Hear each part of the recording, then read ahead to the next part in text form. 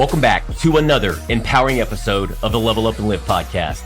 I'm your host, Sean Myers, joined by my co-host, Ewan Heinemeier. And today, we're diving deep into a transformational concept that could reshape the very core of how you approach life. It's time to stop fixating on doing and start embracing the power of being. In this episode, we'll unravel the untold secret behind the paradigm shift from mindfulness to authenticity. We'll explore how cultivating a state of being can revolutionize your success, relationships, and overall being. Doing versus being. You have to stick with us on this episode because we're going to say some things that I know I would have shut off in the past. And that's the very thing I should have been listening to. Right? I'm a doer. I'm an achiever. I like to win. And I know checking boxes makes me excited. And it feels like I'm going somewhere. But I know it doesn't lead to a place of, there's aversion. I mean, it doesn't lead to a place of peace, freedom, tranquility, a place of introspection. And you need those things to be able to achieve more.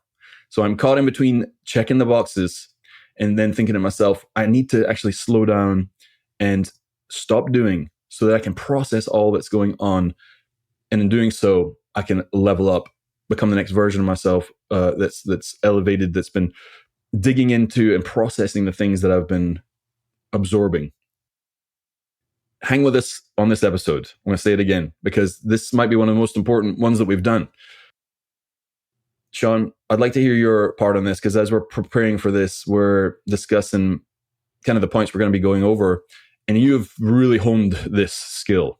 Like I go all the time. Like it's just in my nature. But you might have at some point been like that. But I know now, like you use the word bliss on Sunday. It's like actually a state that you have like scheduled to get into. Is the state of bliss on Sunday. I don't even understand what that is, to be honest.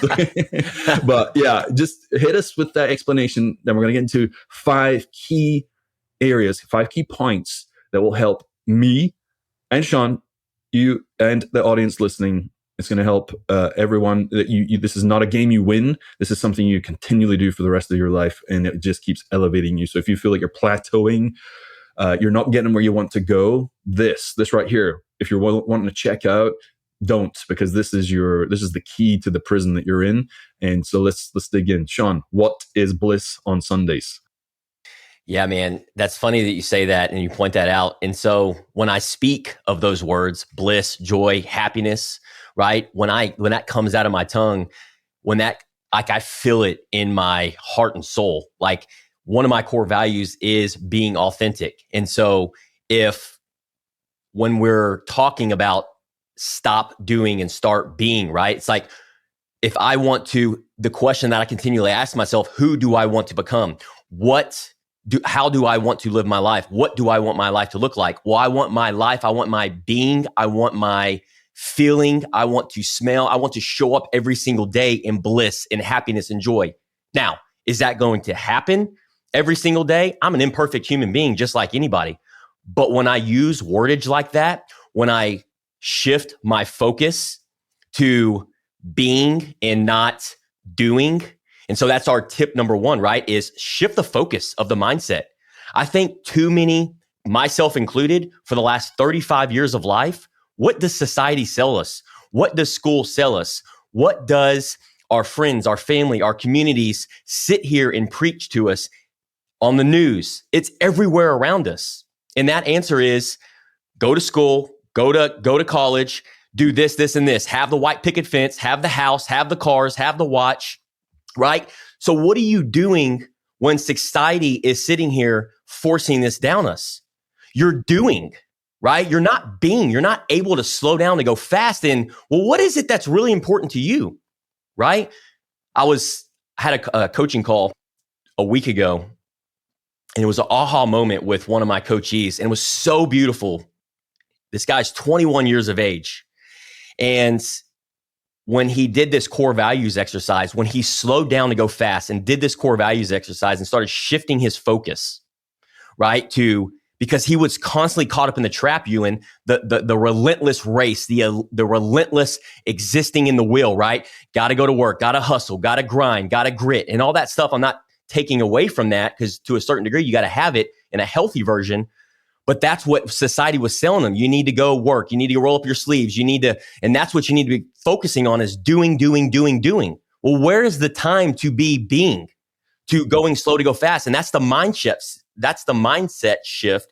And that's what I was able to do with him, is slow him down. Hey man, what is the core values? Look, what is dictating, what is driving your actions on what you're doing on a daily basis? And of course, his answer was, it's what my brothers want me to do. It's what my dad's telling me to do. It's what society's telling me to do. I need to do this, this, and this, and this because of the house, the mortgage, all this, right? That's external forces. That's doing. Sure, it'll get you to a certain degree, but it's going to get you to the opposite of bliss, joy, happiness, in my opinion. And that's what happened to me. And so when he slowed down to do the core values exercise, and I had that next call with him, it was like I was talking to another human being. It was like I was talking to an optimal version of this human being, because it was a wake-up call once he started seeing his core values. And what I had asked him, his number one core value, Ewan, was freedom. And because he shifted that focus and realized that, oh my gosh, freedom is not aligned with my actions. Because he was working, he was a business owner, but he's actually doing the work. So he was a technician. So he wasn't free to do the things that he enjoyed doing. He got a mortgage on his house. Well, are you free? Are you really free if you have a mortgage on your house? No, you're not, because you feel like you have to go to work. So having these conversations with him, if somebody would have had that before you get a mortgage, before you go get that car note, that $1,500 car note, before you start putting the charges on your credit cards, because you decided to shift the focus to being and not doing, and not just doing because that's what society wants you to do, and it's aligned with your values and your beliefs, holy cow, baby, level up and live. It's like the equation is backwards, because I'm hearing there, he's doing to be free in like future tense. I'm going to be free if I do these things.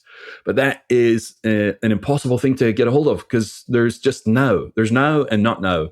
And if you're not free now, how are you ever going to obtain it, right? So freedom, being versus doing, you can do the things to be free, or you could be free right now by connecting with your values. You said it. I mean, he shifted immediately. It wasn't like something off into the future. Once you've checked all the boxes, he could then be free. He did the core, the internal work, not the external getting. And he shifted his focus. He shifted it, and it's immediate. It's immediate.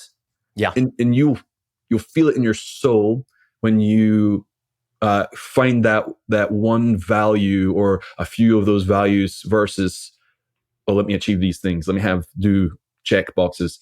Yeah, I could hear that he got that. And he's 20. You said he's 21. So it's not like a maturity thing. It's not like you have to be a certain age. Oh, you'll be wiser and you'll understand that when you're older. That's very cool, man. And to jump into that, so point number 2 is to practice mindfulness. This is where a lot of people check out. Oh, mindfulness. See ya. I'm done.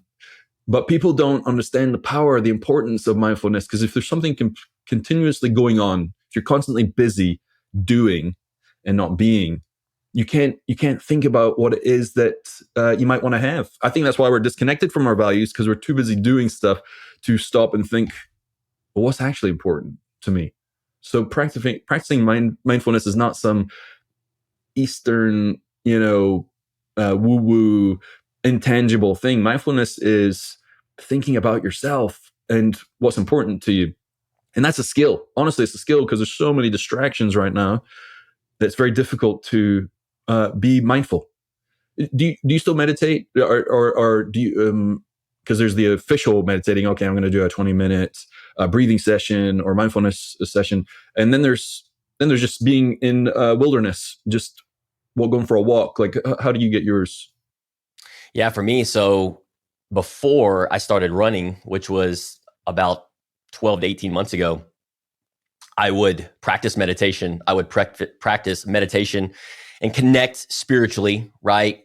Concentrate on my breath, concentrate on my goals, beliefs, vision, right? Really use that downtime, that 5-10 minutes.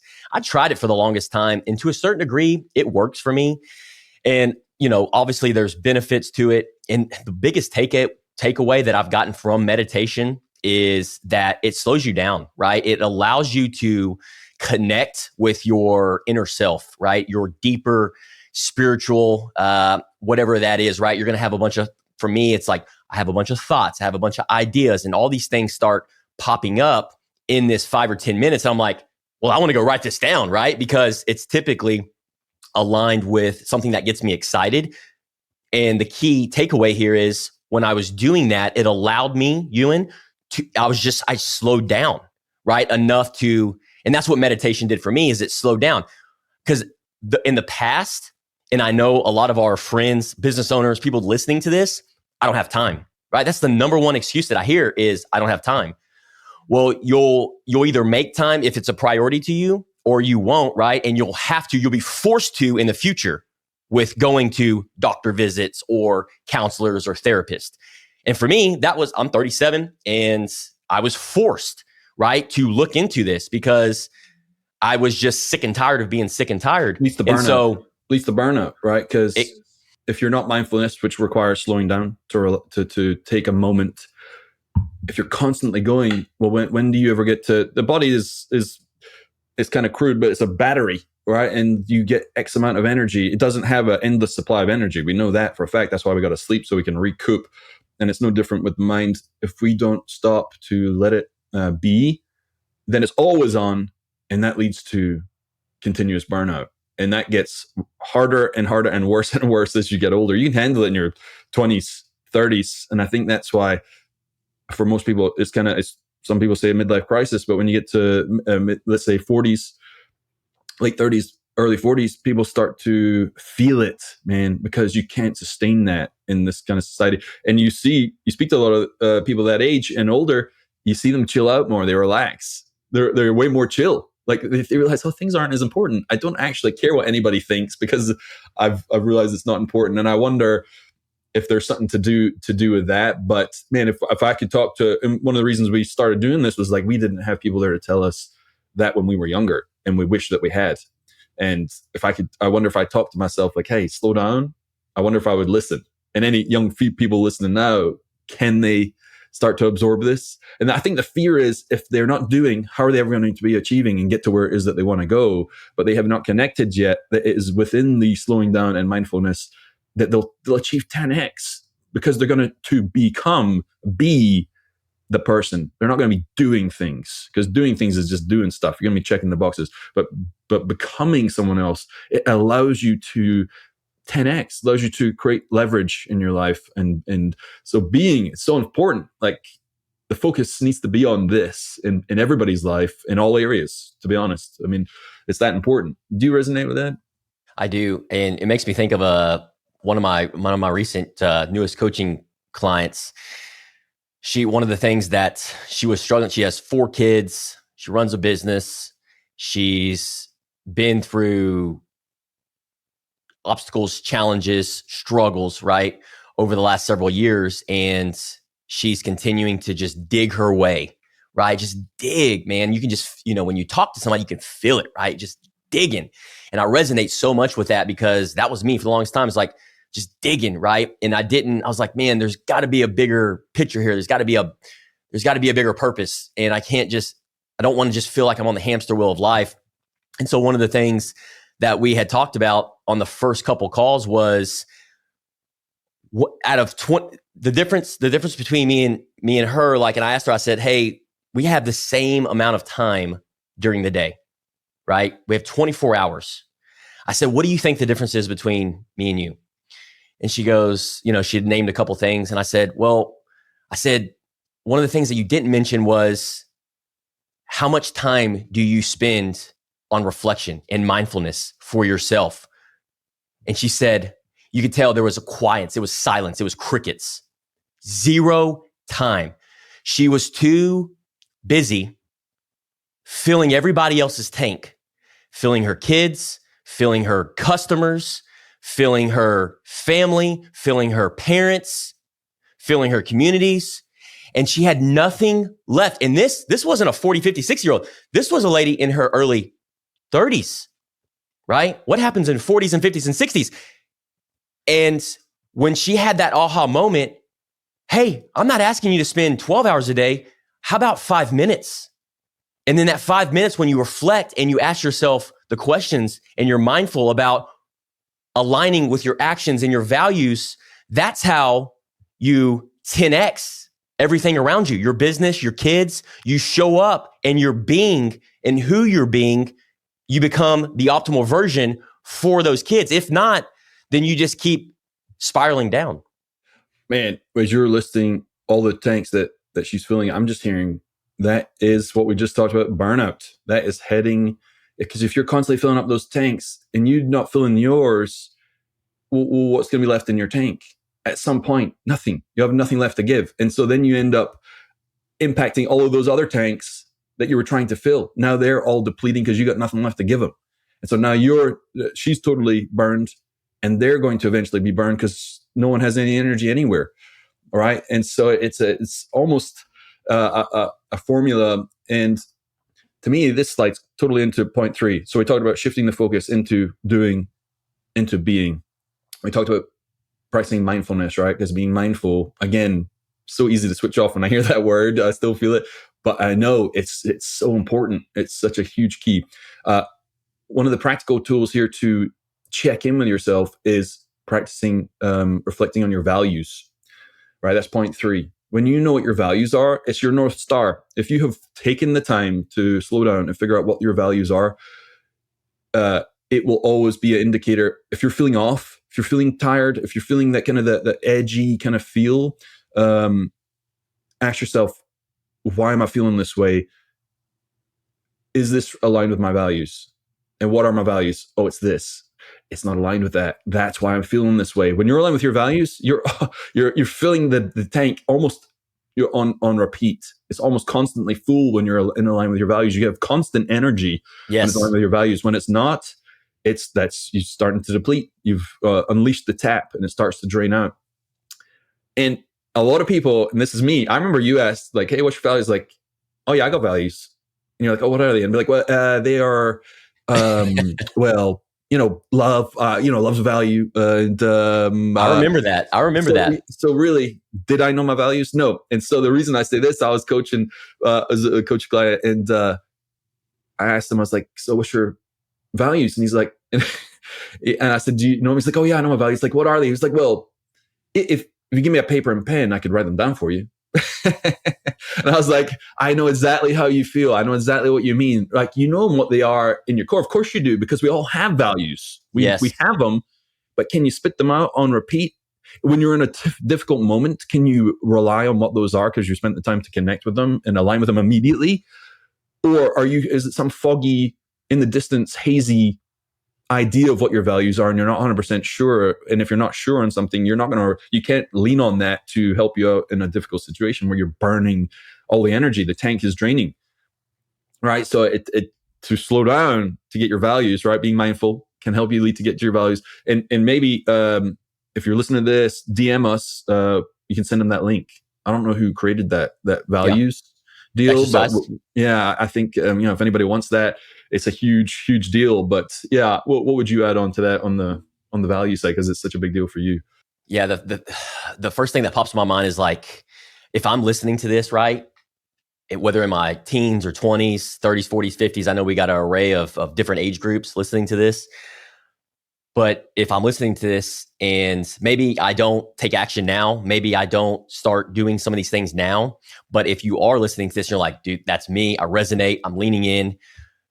One of the number one things that I would have probably not done is, after listening to this audio, I would have went back to life. I would have went back to what it is, the existing, the familiar, what society's selling me, right? Because I'm listening to this audio. We all know how it is. You're feeling good. You're probably on the treadmill, in the car, whatever it may be. And then you get done, and then somebody cuts you off, and then somebody, you get a phone call, and then life happens, right? The external forces. Here's the beautiful thing. When you do the work, when you slow down and you stop, take 5 minutes, just like I did my coaching client, 10 minutes, and you reflect and you do a core value exercise, And you will have, trust me, you will have these aha moments where you're like, holy cow. And you're either going to be super upset of not doing this earlier. Yes. Right. And that's probably what's going to happen. That was me. I'm like, why is this not taught in schools? Why are we not taught this in high school? Why are we not doing core value exercises? It is the beginning of everything. Yes, it is. Right. And we talked about it with your kids, like doing it with your kids at 8, 9, 10, 11 years of age. You know, somebody may be saying, well, the kids don't understand. Well, do they? They do. Right? Just because you don't understand doesn't mean they don't understand.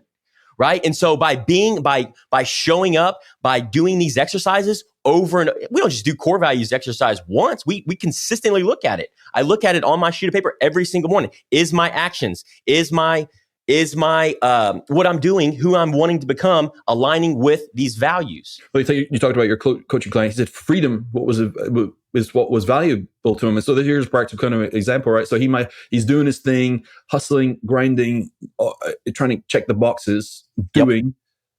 And then when you're doing that, it's not going to lead you. It never has, and it never will for anybody. It might for a short period of time, but at some point it will just not. He's realizing doing all these things.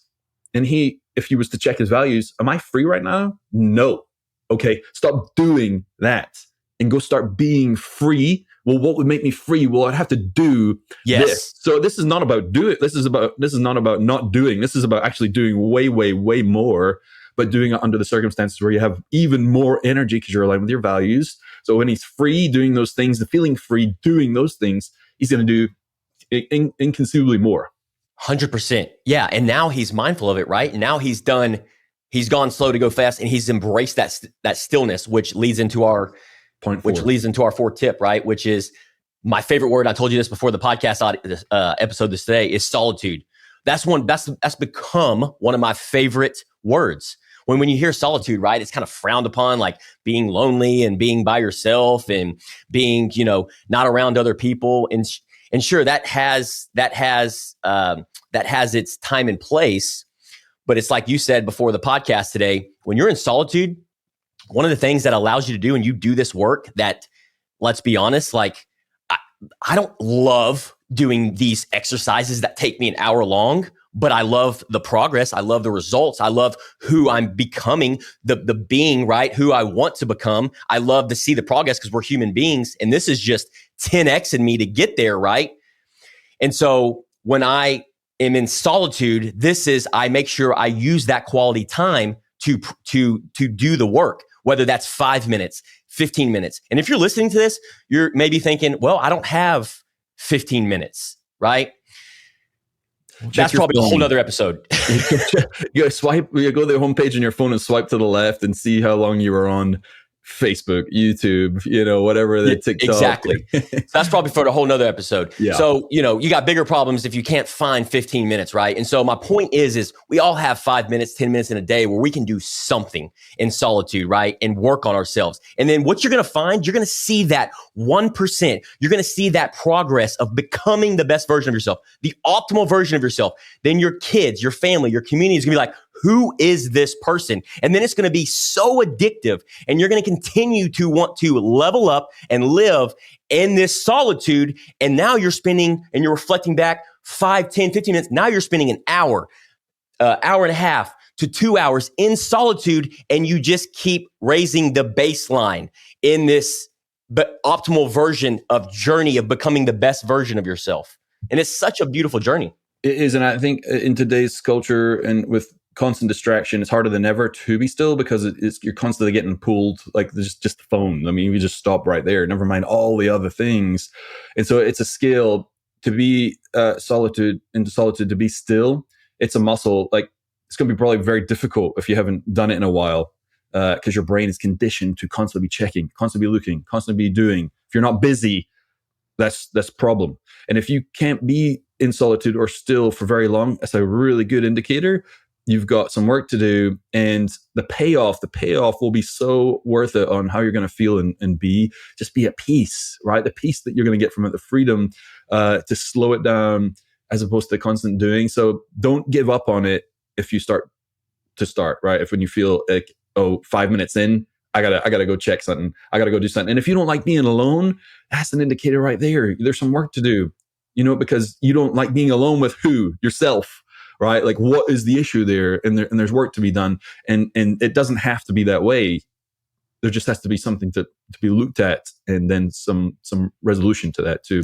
So that was me, man. I didn't want to be alone. Real quick note, and I know we're wrapped for time, but I didn't want to be alone. That for several years, like I was always texting my wife, calling my wife, and whatever it may be. I was just like, I wanted to call a friend. I wanted to be by somebody. And I was just, what I was doing is I was sweeping these emotions, these issues that I didn't address in my life under the rug, right? And I was just numbing it with surrounding myself with people. And when you're in solitude, you'll get a rude awakening. You'll get a wake up call, right? Because you're going to be real honest with yourself. You're going to ask yourself the questions, doing these core values exercises. But that's where the magic happens, is behind the scenes, right? Just like once you get okay with being alone, you're like, I don't even want to be around people anymore.